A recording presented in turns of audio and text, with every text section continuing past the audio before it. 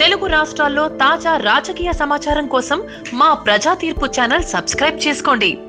ఈ బెల్ గుర్తు నొక్కితే మా కొత్త వీడియోలు ఎప్పటికప్పుడు చూడొచ్చు. ఏపీ ఎండలను మించి ఎన్నికల వేడి కనిపిస్తోంది.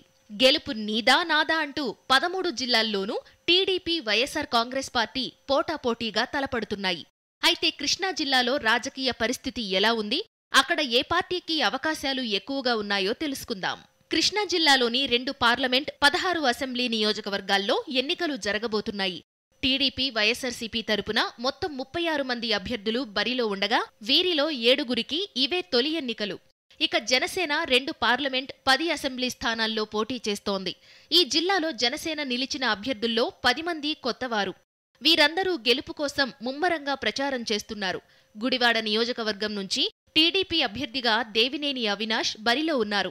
2014 ఎన్నికల్లో అవినాష్ విజయవాడ పార్లమెంటు స్థానం నుంచి కాంగ్రెస్ అభ్యర్థిగా పోటీ చేశారు. అయితే అసెంబ్లీ ఎన్నికల్లో పోటీ చేయడం మాత్రం అవినాష్కు ఇదే మొదటిసారి.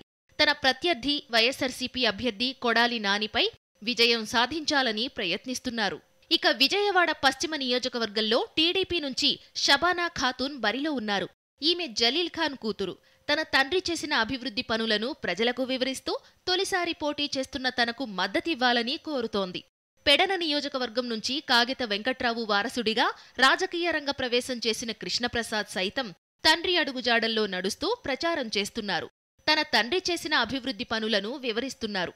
వైఎస్ఆర్సీపీ నుంచి విజయవాడ తూర్పు నియోజకవర్గ అభ్యర్థి బొప్పన భవకుమార్, గన్నవరం అభ్యర్థిగా యార్లగడ్డ వెంకట్రావు, పామర్రు నుంచి కైలే అనిల్, కైకలూరు నుంచి దూలం నాగేశ్వరరావు తొలిసారి అసెంబ్లీ బరిలో దిగారు. వీరితో పాటు విజయవాడ పార్లమెంటు స్థానం నుంచి ప్రముఖ పారిశ్రామికవేత్త పొట్లూరి వీరప్రసాద్ కూడా తొలిసారి పోటీ చేస్తున్నారు. 2019 ఎన్నికల్లో తమ అదృష్టాన్ని పరీక్షించుకుంటూ మొదటిసారి ఎన్నికల బరిలో తలపడుతున్న వీరిలో గెలుపు ఎవరెవరిని వరిస్తుందో చూడాలి.